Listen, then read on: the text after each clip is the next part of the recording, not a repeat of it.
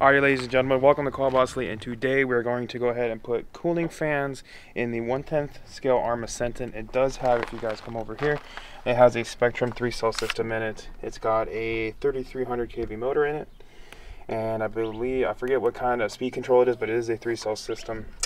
And one thing we've had problems with in the past is that these motors just get hot. So we're going to go ahead and fix that problem today with these dual heatsink fans.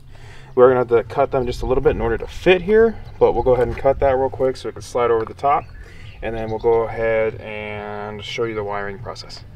Alrighty guys, so I have cut our cooling fans so they sit on there perfectly. So now we're going to go ahead and do our wiring before we glue them down. So I do have little adapters here. This gives us more power ports for if we want to put lights or anything on in the future for her. So we're going to go ahead and take off our speed control here. It's got two little screws on each side, one here and one here. So we're going to go ahead and disconnect those real quick.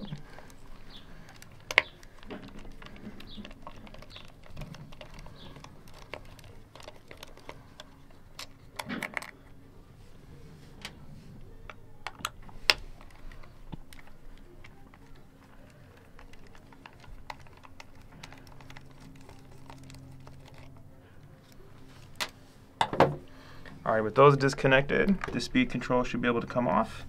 And then we are going to go ahead and lift up our cap here on our little circuit board in here.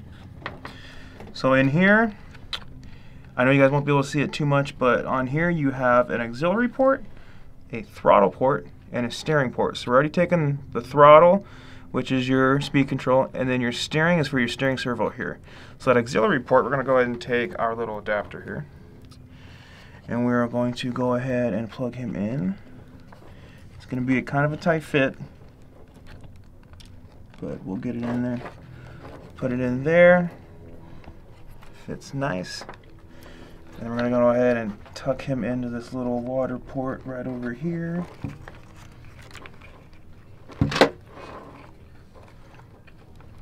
Okay. Alrighty, so now we're going to go ahead and take our fan cords and undo them here. Now these fans come with a good amount of wire to them, so we're going to have to tuck them in a nice way, but I just want to make sure these fans work before we do any final decisions here. Go ahead and plug our fans in here, and let me go grab a battery and we'll test it. Alright guys, so I got our battery, so we're going to go ahead and hit our on switch, and these fans should automatically kick on.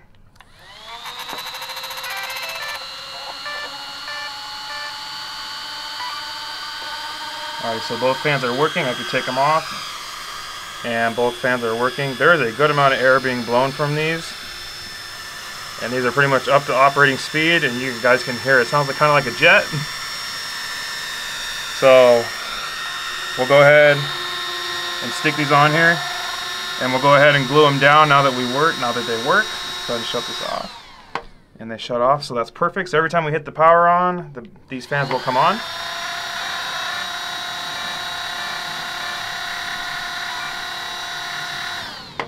So now that we know that they work, we'll go ahead and glue our fans on here. We're going to just use 2-part epoxy on here.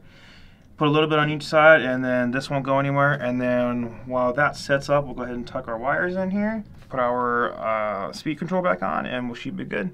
Alrighty guys, so now we're going to go ahead and glue our fans on. So I'm going to go ahead and use a 2-part epoxy, JB Weld 2-part epoxy.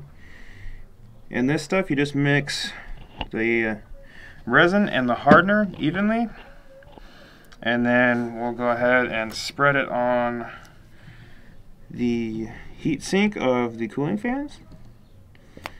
I always put just a little bit of more hardener so I know it's definitely going to harden. And you really want to mix this stuff up really good, because you do want this to have a real strong bond. Now I'm using epoxy because this heat sink is also going to get fairly warm. So I wanted to use something that can definitely handle some heat. So now we're going to go ahead and apply that to our fans here. So I'm going to take a little bit of it and spread it along the inside here. Basically along the whole heat sink besides the fan holes on here, because I do want it to breathe. Go ahead and spread it on there. Now this epoxy should only take about 5 minutes to cure, and then about 24 hours for strength-wise. Perfect. Alrighty. We're just going to go ahead and sneak it around our motor here.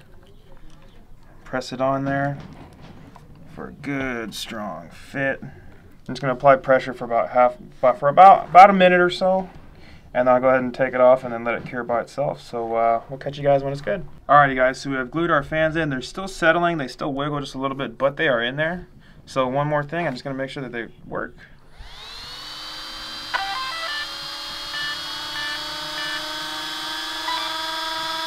So they both work, so I'm going to go ahead and shut it off. And we're just going to go ahead and tuck in our wires here, make it nice and neat, tuck these wires in and make it look like it's all one piece.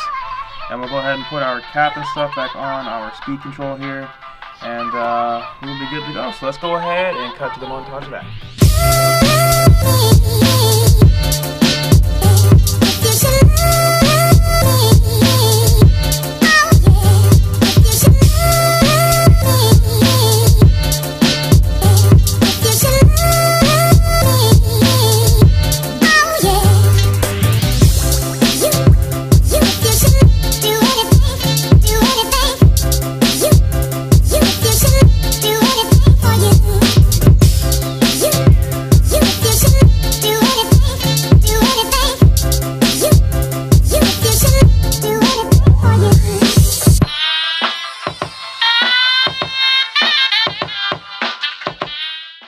Alrighty guys, so I finished tucking in the wires, so I'm just going to go over basically general gist of what I did to this truck.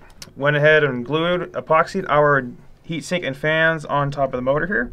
It's perfectly, it just misses the drive shaft here.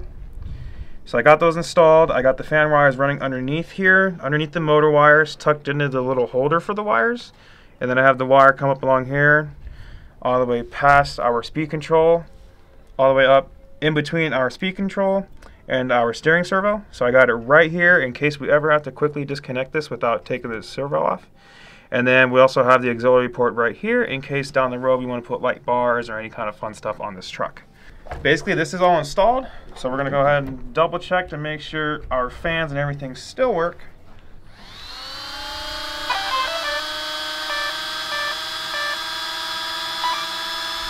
So you can tell the fans work, the speed control fan works, everything works, nothing has been modified or anything like that. We just tapped into the main power circuit underneath here. So guys, we are done with today's video. So I hope you guys enjoyed this video. I will go ahead and put a link in the description down for these fans. I have them also in my other Senton. So I'm going to go ahead and definitely suggest putting any sort of motor fan on top of these motors because especially where we're at in Arizona, it gets hot over here. So we always have to make sure we don't blow up motors because this truck has had that in the past with blowing up motors. So we go ahead and put our cooling fans on there so we don't run into that issue. But guys, I suggest having fans in general just to keep your trucks cool as can be, and then that means they can keep you on the road just as long. So guys, if you guys enjoyed this video, please give this video a like. If you have not already, subscribe to Quad Boss League, guys. Let's get the 700 subscribers here. We are pretty damn close. Let's go ahead and hit that number. And guys, we'll catch you on the next